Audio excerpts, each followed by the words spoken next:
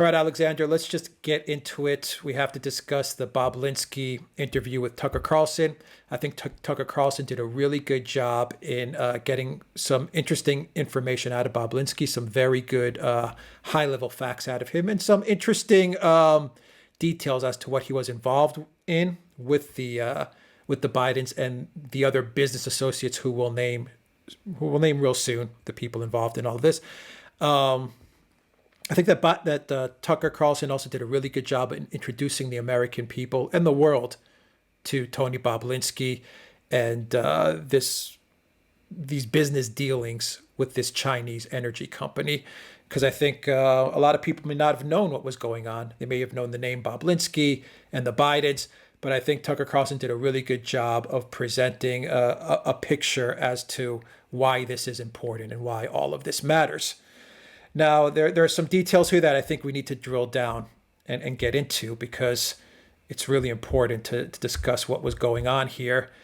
And I think we need to take a step back and, first of all, name the people that were involved in this. And from the U.S. side, there was a company called Sinohawk. And that was a company that Tony Bobulinski was CEO of. And in Sinohawk, the people that were involved were Tony Bobulinski, you had Hunter Biden, you had Jim Biden, Joe Biden's brother, you had Rod Walker, who I'll describe as the Biden family consigliere, because we are talking about the Biden family, and that's how they refer to themselves as well. And you had this UK citizen, James Gilliar. So these are the people on the Sinohawk side. And they're looking to strike a deal with this company in China, this energy company called CEFC, but it's CEFC. And on that side, you had this character known as Chairman Yi, who was heading up this company. And this guy's a mysterious character as well. We'll get into him. Now, Hunter Biden realized about a month as they were putting this deal together, Sinohawk and CEFC, that they would run into all kinds of trouble with the FARA Acts. In other words, that they didn't want the government to investigate what they were doing, or they wanted to at least make it more difficult for the government to get wind of what they were up to with the Chinese, because it's pretty clear that Hunter realized that with CFC, they were going to be one step away from the Chinese government dealing with CFC. So they started working on creating holding companies, various other LLCs. The one LLC that they wanted to create, that they did create, a month after Hunter Biden notified Tony Bobulinski and the other partners, was this company called Oneida Holdings. And they created Oneida on May 22nd, 2017. In Oneida Holdings, they had 5 people as partners in Oneida Holdings, and they all had a 20% split in the equity. So the cap table were the 5 people that I mentioned at the beginning of the program: Gilliar, Walker, Jim Biden, Hunter Biden, Bobulinski, all split at 20%.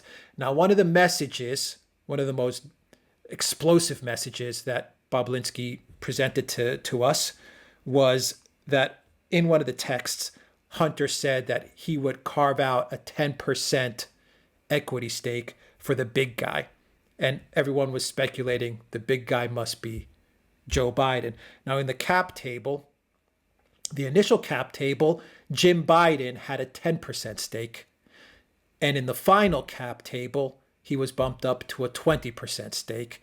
So Bobulinski made the claim that it was Jim Biden who went from 10 to 20 that in the end was going to hold the big guy's 10%, who was later they were later referring to Joe Biden as the chairman. So you had 2 chairmen. You had Chairman Yi for CFC, and then you had chairman acting as Joe Biden in this new holding company, Oneida Holdings, who would, from what I'm guessing, be invested in Sinohawk Holdings. It's also important to point out that when you look at the cap table of Oneida Holdings, you're not really seeing people's names. You're seeing another LLC.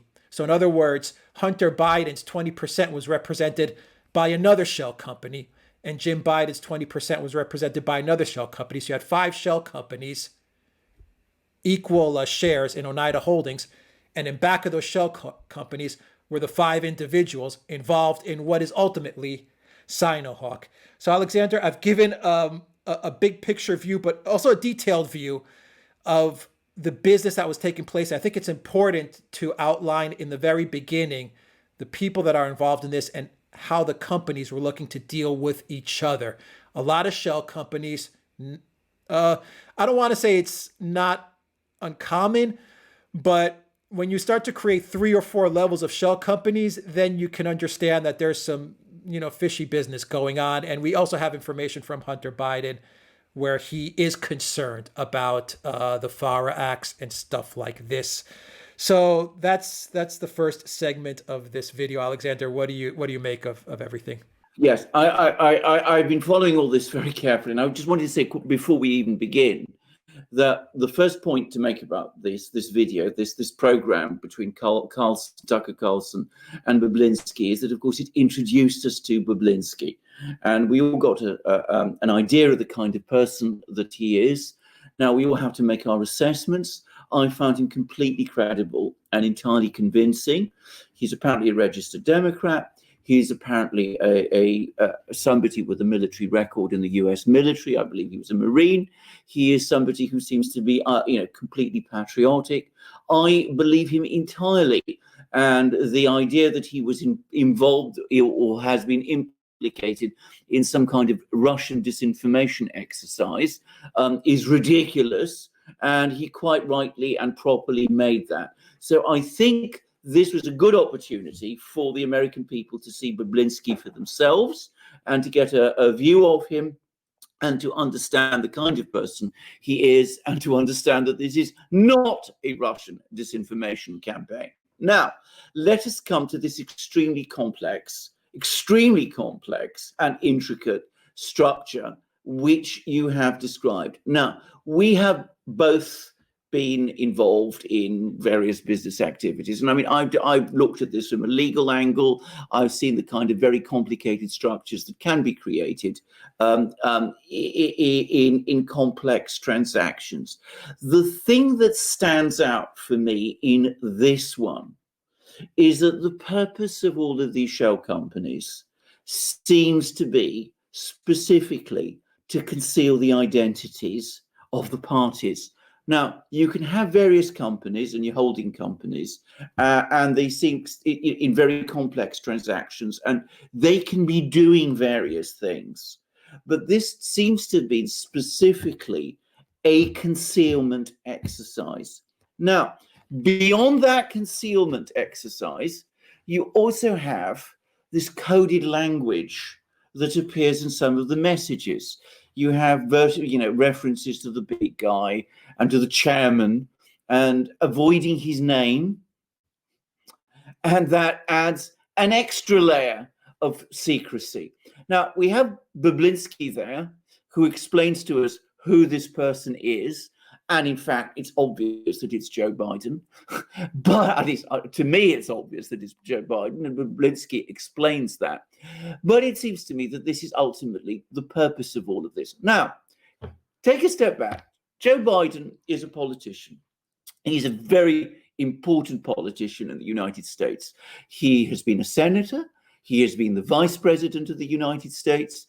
He now aspires to be the candidate for the presidency in this election.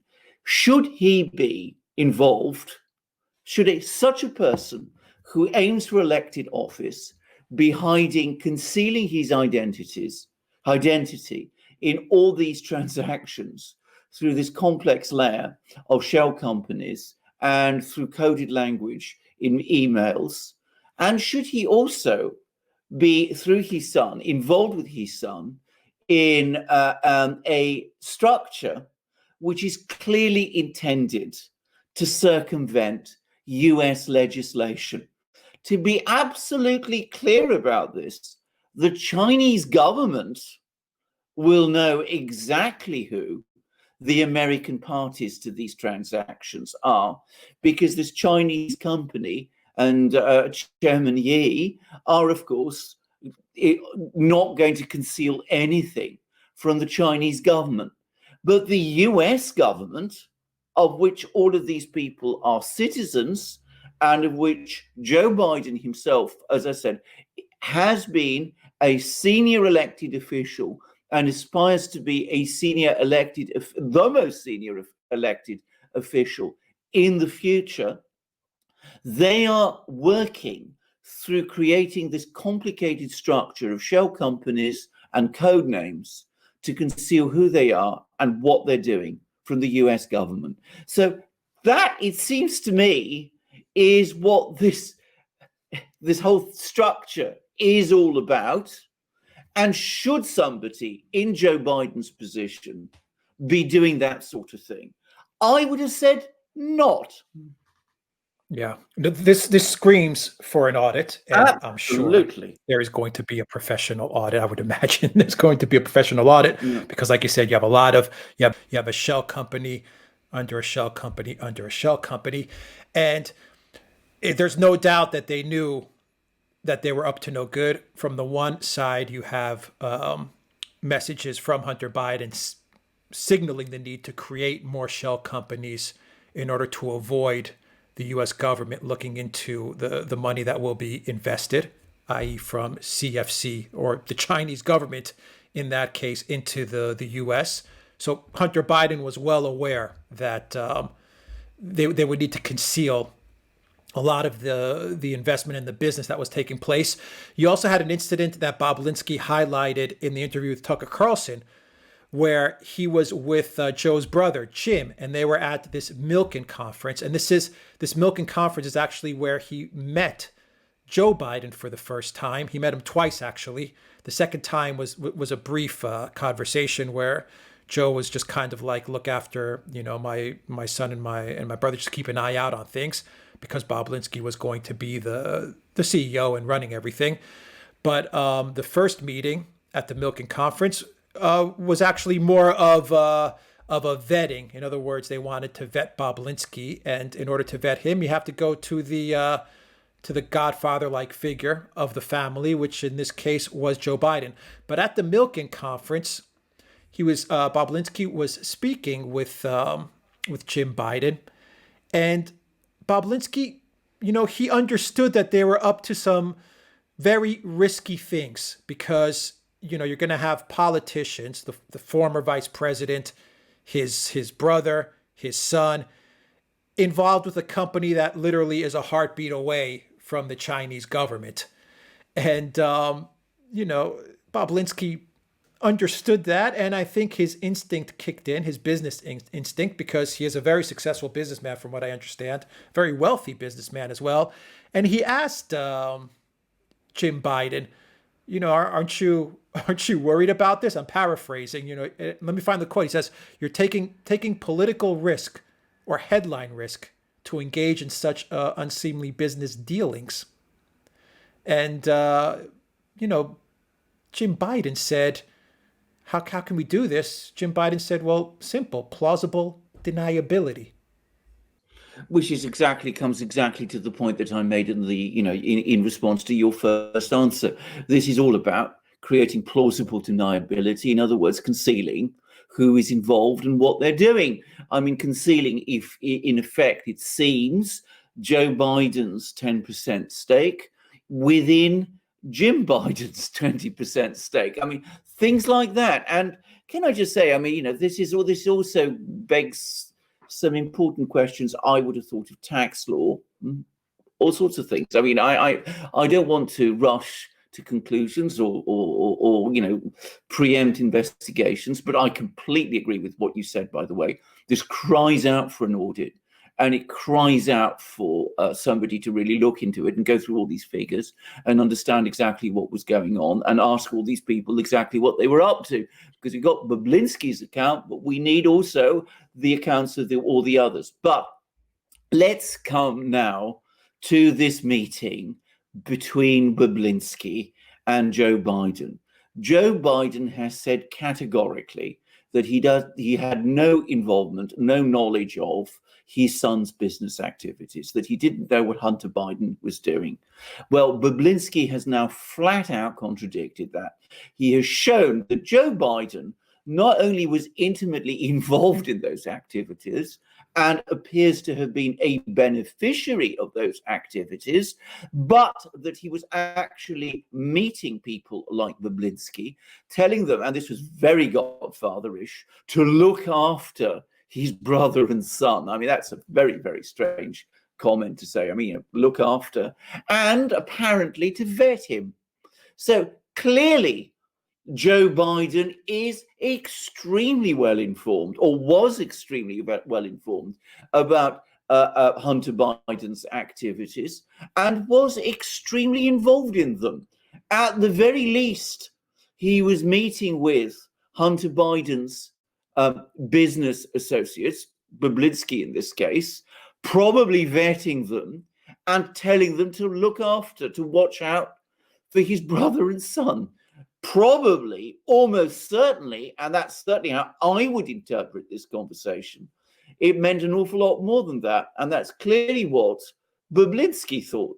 And interestingly enough, it's interesting that Bobulinski has been extremely careful to keep track of all of these transactions and to keep a careful, document everything and keep careful records. Shows, by the way, a good businessman, because clearly he was becoming very uneasy. And that's why he goes and directly asks Jim Biden, what is going on? What's all this about? Are you sure you know what you're doing? Are you sure what Joe Biden, you aren't putting Joe Biden at risk? And of course, he gets this extraordinary answer. Well, we're not bothered, because provided we can plausibly deny what is going on, then we're fine. I mean, that's the kind of thing, by the way, that countries, states which carry out, various covert operations like to say that they have plausible deniability so that they can deny them. We all know that that's what's really happening, but provided we can spin a story which we can, make up, we can hide behind that story and no one will very much care. That's what it's basically saying. It's an extraordinarily arrogant comment, and a very, very, very disturbing one, given the sort of people we are talking about.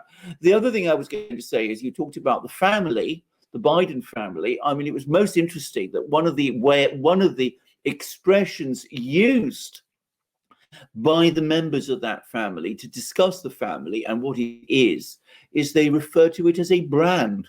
It's not just a family, it is also a brand. And it seems that this brand, because the nature of a brand is that it is marketed and that people know about it, is that quite a lot of people presumably know about this brand. And of course, that brand is directly connected to the person at the top. You called him the Godfather, the big guy, all those euphemisms, the chairman, Joe Biden himself. Yeah. Before we get to Yi, and we're going to talk about Chairman Yi, who he is. As we said, he's a mysterious guy. We'll talk about CEFC, which is now no longer. We'll talk about Rosneft, a meeting that Xi Jinping had with Putin. And Chairman Yi was in Moscow as well, and they were closing a very big deal with Rosneft. We'll get into that. We'll close out the video with that line as well, because we want to provide more context as to who these people are. Everyone can, of course, see the Tucker interview, and they can get all the information from there. But we want to add some more context to the story instead of just repeating what Tucker gave us. We do know that Bobulinski was actively working as a CEO to seed this Sino-Hawk company with 10 million that was going to come, the investment of 10 million that was going to come from CEFC. So that was the initial seed capital. That was the first investment that was going to come. Long story short, none of this ever really materialized. Oneida Holdings, Sino-Hawk getting the seed money from CEFC, this 10 million. But fast forward to 2020 and you get a Senate report. And that Senate report has various wire transactions. And Bobulinski reads this Senate report, as you and I read that Senate report, and lo and behold, he finds out that from China, it looks like Hunter Biden and this Biden family, this Biden brand, got $5 million from these CFC guys, and a light bulb, I think, went on Tony Bobulinski's head. Boop, right there. That light bulb went on, and he realized that he had been double crossed. So he was thinking that they were going to put 10 million into this Sinohawk company, and they were going to be a real business. They were going to be in business, start operating. But at the end of the day, what it looks like is that the Bidens just seem to have pocketed a 5 million direct into their family brand, and then another 5 million into other companies so that they could do other things with the initial seed money that was supposed to be 10 million. And after the Senate report, you have Adam Schiff getting on, I think it was CNN. Yes, it was CNN. And to start to say that all the people that were in on this initial deal outside of the Bidens, guys like Bobulinski, were actually Kremlin assets. And the information that the Senate had, and I'm paraphrasing everything, I'm shortening it all up, the information that the Senate had was courtesy of Russian assets and Kremlin stooges like Bobulinski. Bobulinski gets upset. One, he was screwed out of the money. He was pushed out of this deal, screwed out of money. Number two, he's all of a sudden being branded a Russian asset. So he gets on the phone with the Biden consigliere, Rod Walker, and he provides Tucker Carlson an audio recording. And that audio recording is pretty much Bobulinski saying, if Adam Schiff does not take back what he said about me and how he's defamed my family name, I'm going to go public with everything I have. Walker's reply to Bobulinski, and I quote directly, was, "You'll bury all of us." Everyone has either heard that audio message, or if you haven't, go to the Tucker Carlson interview and you will be able to hear that audio message. Alexander, what do you make of everything that went on there? Well, can I first of all start with the transaction? I mean, it is, if I can say, the typical.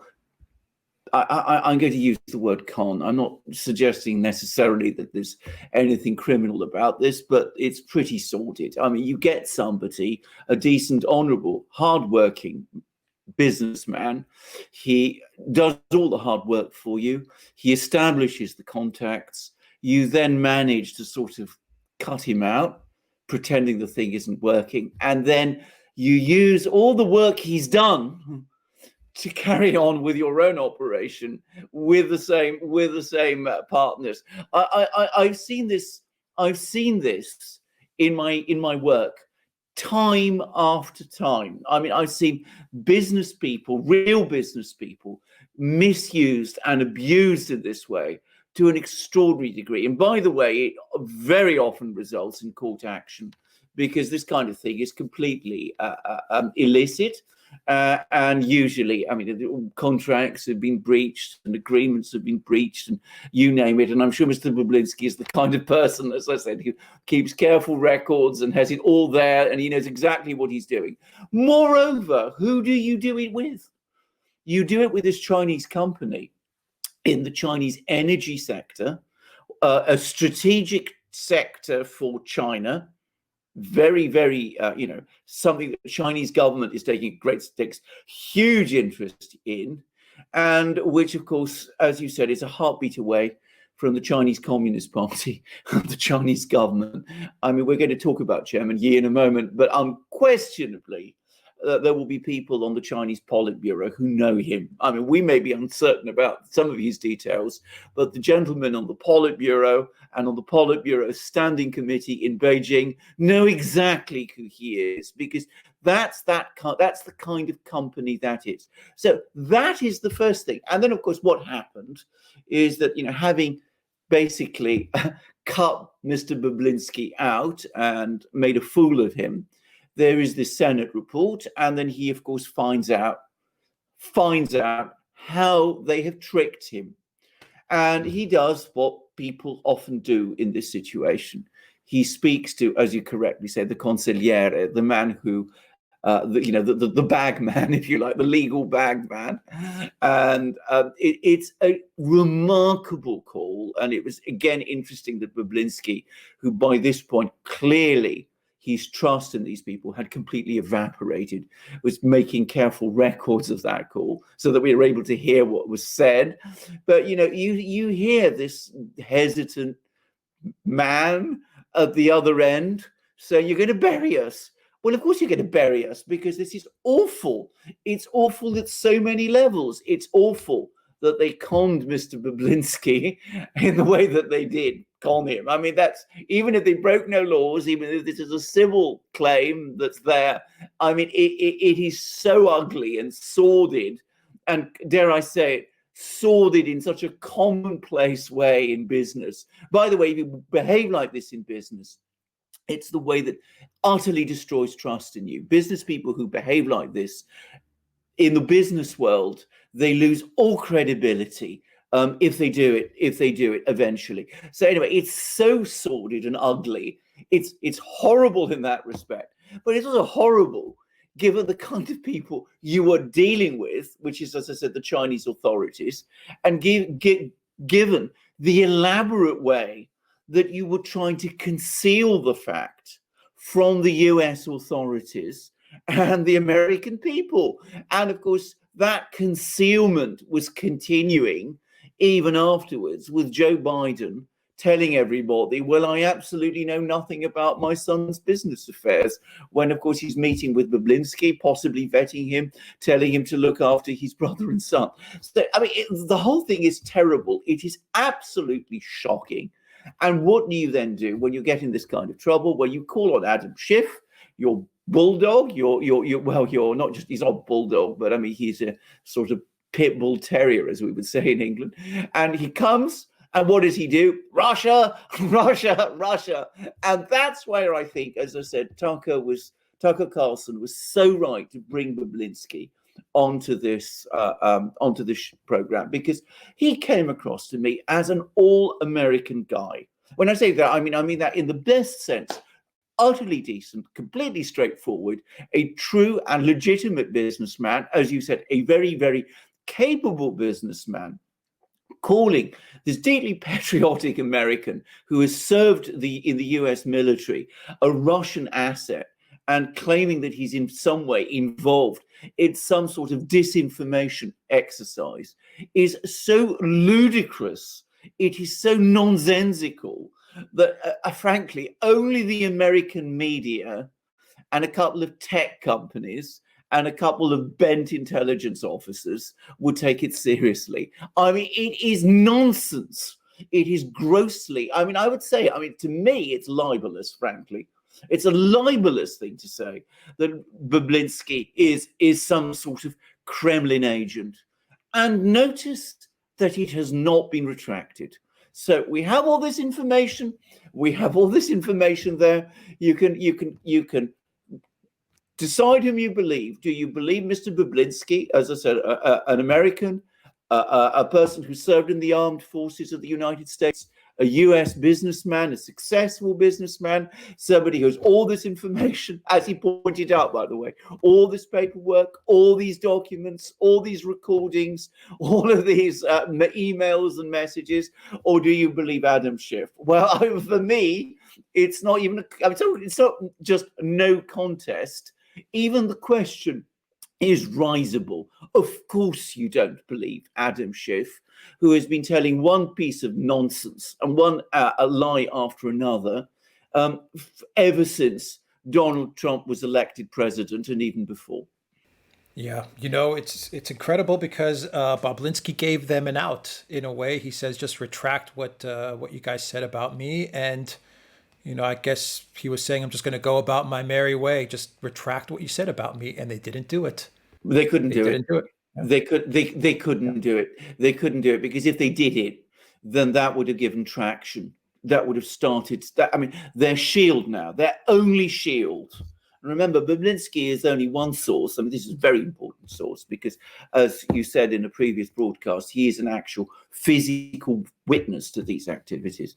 But if they stop talking about Russia and talking about Russian disinformation, then of course this whole story comes out because there isn't any reason not to let it come out then. So they carry on with this Russian disinformation nonsense. And of course, as a result, they smear people like Mr. Bobulinski, who doesn't like it at all, and nor should he. It's an outrageous thing to say. Yeah. All right. Well, we're talking about Russia. There is a Russian angle in all of this, but it's on the side of the Bidens. So, a fascinating one. I mean, anyway, let's press on. Because there's a very interesting twist here, by the way. Yeah, there is an interesting twist. So I'm on the site Russia Business Today. I don't know this site. I mean, it looks legit, but the only reason I'm on it is because I believe it is legit. Anyway, carry on. The only reason I'm on is because I just want to read you a little bit about Yi. Very, very short passage. Here it is. The rise of Yi, Chairman Yi, once again, Chairman Yi of CEFC. The rise of Yi, a mysterious figure, and his company has drawn attention even in China, where rags to riches stories are common. Within barely 5 years, the merchant from the southeastern province of Fujian has emerged from obscurity to become head of the country's fourth largest oil conglomerate and amount a $42.5 billion treasure. Yi has made headlines for his aggressive acquisitions abroad. He is particularly active in the Czech Republic, buying into Czech brewery Pivovari Lubkovic Group, the travel service airline, and soccer club SK Slavia Prague. That is Chairman Yi. And the reason it's on a Russia business site is because, and I'm pulling this from Reuters, an article in Reuters from 3 years ago, March 22nd, 2018. The title reads, China's CEFC investigation hits 9 billion Russian oil deal. So what am I saying here? I'm saying that this obscure, mysterious figure, Chairman Yi, who went from nothing to a net worth of $42 billion, was with Xi Jinping on a trip to Moscow to meet Putin, and he was doing business on the side. The business that he was involved in was buying a 14% stake in Rosneft, the giant Russian energy company. The deal fell through. To be more precise, Alexander, a 14.16% stake. That's what they were looking to get from the Russian state oil firm. That was Chairman Yi. The deal fell apart. Chairman Yi all of a sudden was under investigation by the Chinese government. He's disappeared. CEFC is no more. That company has also disappeared. Alexander. Well, of course, so much we don't know here. But let's talk about Mr. Chairman Yi. I mean, somebody who is someone without a very detailed backstory, who rises very fast, becomes the apparent chief of this huge oil company or energy company, which has emerged so rapidly and become so big and acquiring all these foreign assets, and who accompanies Xi Jinping in foreign visits to Russia, meetings with Putin. This person is almost certainly something to do with the Chinese governmental system. I mean, he must be. Now, China is a complicated country. It is not a straightforward free market economy, to put it mildly. I mean, there are real, genuine Chinese business people. There are Chinese business people who work very hard, work very honestly, build big, huge sometimes businesses, and you know who they are, and we know some of their names.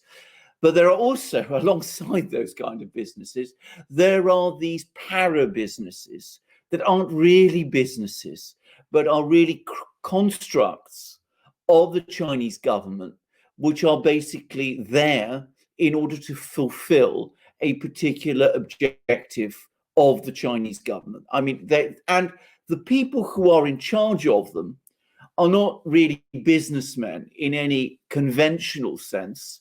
They are placeholders.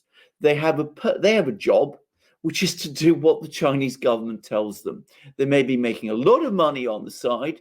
Some of them may be very corrupt. It has happened. Some of them may, in the end, overstep that and find themselves in trouble with the Chinese government. But they are not real businessmen in any sense that people in the West would understand. Everything points to Chairman Yi being that kind of person. So when the Bidens were dealing with Chairman Yi, they were dealing with someone who, at a sort of para level, a para-state level, if you like, was part of the Chinese para-state system. He was not an independent businessman. His company was not an independent business. It was a business created by the Chinese government, in all appearances a private business, but in reality, as I said, a state-controlled business of which he was the placeholder in a strategic sector. And this was the person the Bidens were dealing with and continued to deal with after they cut Bobulinski out. Now, let's get on to Rosneft. Rosneft is the Russian state oil company. It's one of the big crown jewels of the Russian economic system. It controls by far the largest share of Russian oil assets. I remember a certain document called the Steele dossier. Remember that?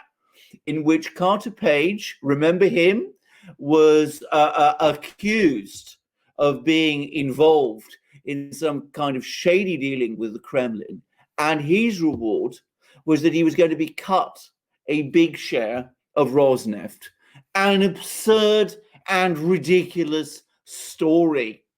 Here, in an issue where the Bidens are tangentially connected, we have an actual transaction or attempted transaction in which a Chinese businessman, or rather Chinese company or para company with which the Bidens have dealings, is in fact trying to get possession of a stake in Rosneft.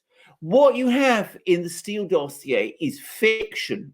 What we have in this case is documented fact.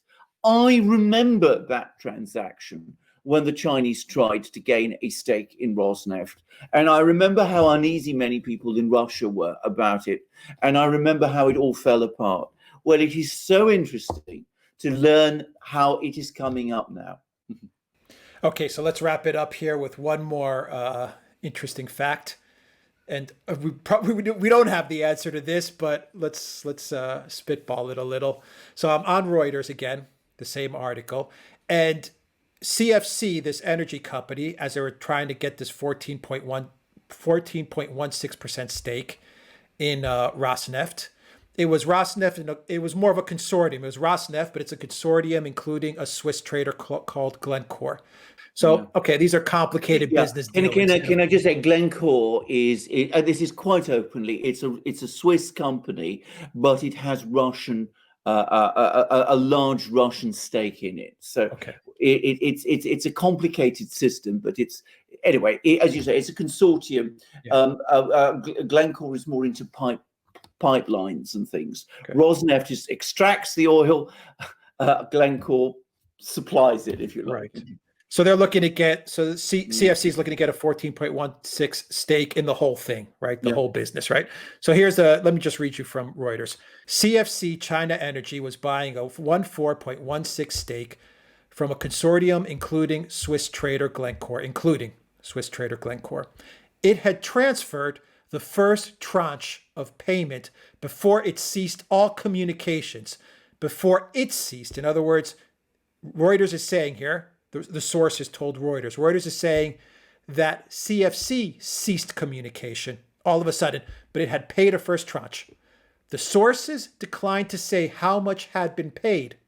One said the fact some money has changed hands would make it more difficult for any party to back out of the deal. CFC founder and chairman Yi was put under investigation by Chinese authorities over suspected economic crimes, Reuters reported at the beginning of March, and he will step down from his position at the firm. Rosneft representatives have since traveled to China, but failed to get any update from CFC on the stake acquisition deal, according to the sources. Quote, the other party, CFC, has just vanished, one source said. So there we go. I mean, this is what happens in China. I mean, sometimes every so often someone disappears. This is what's happened. Now we don't know why. I mean, maybe he's, as I said, bear in mind what I said. He's not a conventional businessman. Whoever he is, he may be the victim of a power struggle. He may have been found by the Chinese authorities to have been heavily involved in some corrupt activities. That happens. And Xi Jinping is known to have a no tolerance approach to people who do that. But whatever it is, he's no longer there. The friend of the Bidens. Yeah, and the Russian representatives, according to Reuters, went to China to look for him and couldn't find him. Couldn't find him. And so, there's a lot of questions that need answering. But one thing's for sure, the Bidens were, I think they were completely compromised. And Bobulinski says it in the interview with Tucker Carlson. He says there's no way that Joe Biden can be president because he is completely compromised. And I think this whole Chairman Yi thing and everything we've just outlined now in our final segments is proof to that. The Bidens, from Joe to Jim to Hunter to Rod Walker to James Gilliar, all these people, I think they were getting completely played by the Chinese government. I don't know. That's my hunch. No, of course they were. That's exactly what they were. I mean, they were being completely played by the Chinese government. Can I just say something? I mean, the very fact that the Chinese government, through this company, were reaching out, or at least maybe not reaching out, but were prepared to deal with the Bidens and went on dealing with the Bidens and transferred money. We don't, completely understand for what or why or what was going on there, because of course these are things that have not been really explained. But the fact is, given the kind of entity that we're talking about, given the kind of person that Chairman Yi unquestionably was, as I said, a parastate official, perhaps a corrupt one, possibly an intelligence officer. I mean, that's highly likely. Of course, the Chinese have got a huge amount of compromising material now about the Bidens. I come back to what what I said at the very beginning of this broadcast in answer to your first question. All this incredibly intricate structure that was created to conceal the involvement of the Bidens from the US authorities might have been successful, but the Chinese authorities would always have known, because the Chinese partner, is a parastate body controlled by the Chinese government themselves. So an elected official and his family were dealing with China and were trying to conceal it from the authorities of the United States. And afterwards, and this is where Joe Biden comes in, he comes along and says, I knew nothing about my son's business activities. We have a witness, Mr. Bobulinski, who says otherwise.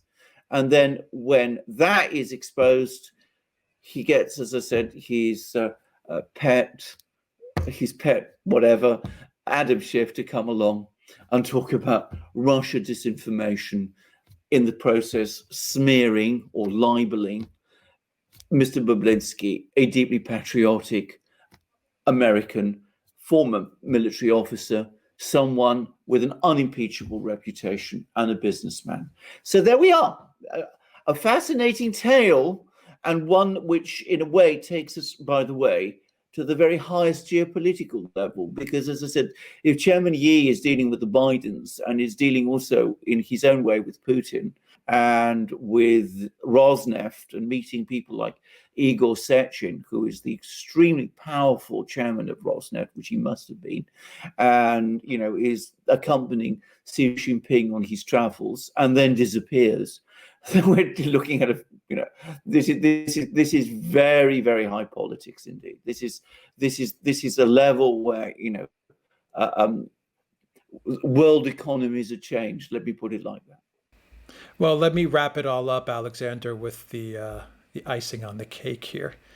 According to Breitbart, and according to all the information now that we have from Bobulinski and from the Tucker Carlson interview, and everything that we've just gone into detail about with regards to Chairman Yi, CEFC, Rosneft, this deal, Yi disappearing, Hunter Biden's involvement, Jim Biden, Joe Biden. According to Breitbart, Hunter Biden, the son of former Vice President Joe Biden, allegedly acted as the personal attorney for Yi Yanming, the chair of a major Chinese energy firm, in a deal to buy 14% stake in a Russian state oil company facing U.S. sanctions. Bobulinski recalled that in July 2017, Chinese Premier Xi Jinping was in Moscow for meetings with Russian President Vladimir Putin. Bobulinski recalled that he was shocked to learn of CFC's interests in Russia, which placed Sinohawk in a precarious position. Your final words, Alexander, before you wrap this up. Well, there you go. So that you come back to what I said. Poor Mr. Carter Page, alleged to have been involved with the Russians, surveyed by the FBI, illegal FISA warrants against him, implicated in Russiagate, which we now know is a complete fiction, and a story spun about him by Christopher Steele that he was being offered stakes in Rosneft, which is absolute and complete nonsense. And Hunter Biden, apparently acting as the personal attorney of Chairman Yi, who is actually trying to get involved in a consortium, 14% stake with Rosneft. So, I mean, there's the contrast. One story all over the media. As I said, man is placed under obsessive surveillance by the FBI. He's dragged before congressional committees. He's interrogated by the FBI many times. Well, who is that? It's not Hunter Biden. It's poor Carter Page, who was completely innocent and who was the victim of, frankly, a fabrication invented by somebody in the pay of Hillary Clinton. Hunter Biden actually implicated or involved in a genuine attempted transaction involving Rosneft, which, as Bobulinski correctly says, is a sanctioned company, and its CEO, Mr. Sechin, who is an extremely powerful man in Russia, is also, by the way, a sanctioned individual. Hunter Biden, well, he is still there. He's still free, and his father is still campaigning to be nominated, to be elected president of the United States. Seems that one law applies to you if you're a Republican. That law even applies if you're innocent. And if you're a Democrat, well, no law applies, even if you're guilty. I wonder if all of this has, this was in 2018. My first question is, we have so much to cover, but anyway, No. Number one, is Hunter Biden qualified to be the personal attorney of CFC and of the chairman of CFC Energy in a deal to buy Rosneft, a massive, massive oil and energy company? Number one, is he even remotely qualified to advise on such matters? That's my first day. Wait, just real quick, so I can get this thought out. Could this have had something to do with Trump-China trade war and the Chinese government realizing Chairman Yi, Hunter Biden, what do you guys? What's the connection here? What's going on here? Where are we heading towards? Now we have a trade war with the Trump administration. We need to dissolve this whole thing for some reason. I'm not. Once again, I'm just throwing stuff out there. This is really strange stuff going on here. The timing of all of this, very strange stuff going on. There's a reason the Chinese government decided to vanish everything. Absolutely. Well, two things to say straight away. Firstly, Hunter Biden does not have the legal abilities to act as the personal attorney of the Chairman Yi, the chairman of a giant Chinese conglomerate, which is controlled by the Chinese government in a transaction with Rosneft. He's not familiar with Russian law. He's not familiar with Chinese law. He's never carried out transactions of this scale and complexity. The idea is an absurd one. In fact, in reality, you wouldn't just need one lawyer. You'd need armies of them to finalize a deal like this. And well, I mean, we've seen pictures of Hunter Biden. We've heard about other things. It's known that he has a history of, substance abuse. It is just impossible to imagine that he was in fact involved in this in any kind of shape or form, because he has the abilities, the legal skills to do it. He was there for some other reason, and we don't quite know what that reason was, but he was definitely there for some other reason. And as to your second question, I've said already that Chairman Yi almost certainly is at least a para-state official of the Chinese government, quite possibly an intelligence, somebody involved in Chinese intelligence. The fact that he has disappeared in the way that he has is the product, unquestionably, of a political decision. Someone at the very highest level of the Chinese government, and when I say the highest level of the Chinese government, I mean the Politburo and the Standing Committee of the Politburo, and quite probably Xi Jinping himself, took the decision that he needed to be disappeared. Now, when I say disappeared, he may be alive and well and doing all kinds of things safely under a different name, but clearly the Yi, Chairman Yi, that we've all known about, is somebody who is no longer needed or wanted by the Chinese government and is seen as an embarrassment to them in some way. So that's what I would say about that. So to answer your question, definitely Hunter Biden did not have those skills. And secondly, I don't know the whole story. It's probably connected, quite possibly connected with the trade war, but certainly the decision to call this whole thing off points to a political decision. Yeah, I completely agree. There's something going on in the politics and the geopolitics of all of this between China, Russia, and China and the U.S. Because you had the Chinese-Russian deal, you had this deal that Trump and Xi were working on, this trade deal that the U.S. and China were working on, and you have this CEFC, which is suddenly connected to the former vice president of the United States through his son. And all of a sudden, in 2018-19, it all vanishes, all of it. Yeah, exactly. It's very strange. And as I said, that doesn't happen, as I said, without certainly a deal of that nature, which is a strategic deal in a strategic area for China. I mean, the Chinese are very anxious to develop connections with Russian oil and gas producers, because they want to import oil from Russia import oil and gas from Russia, so that they don't become connected any longer in sea trade, which might be vulnerable to interference by the US. So this is a strategic issue for them, a very important strategic issue. So what was Hunter Biden doing in the middle of all of this? I mean, this is, as I said, the land of the giants, if I may say. So the idea of Hunter Biden, being involved as a lawyer in this land of the giants, and here we see Chairman Yi. He's the person that he's been dealing with. He just disappears, and that tells you again the incredibly high stakes in which Hunter Biden and the Bidens were playing. Something went on. We don't know the whole story, but I'm sure this repays investigation. But if you want a Chinese connection and you want a Russian connection, well, there is one, and it involves the Bidens. There's never been one involving Donald Trump. All right, we'll leave it there. We'll end it there. Just guys, go PayPal, Patreon, Subscribe Star, Duran Shop. That's it. We'll leave it there. This was a long video. We got a lot to cover.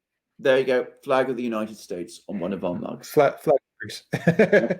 Greece is not involved in any of this, but it's a nice mug. No. All right. All right, guys, take care.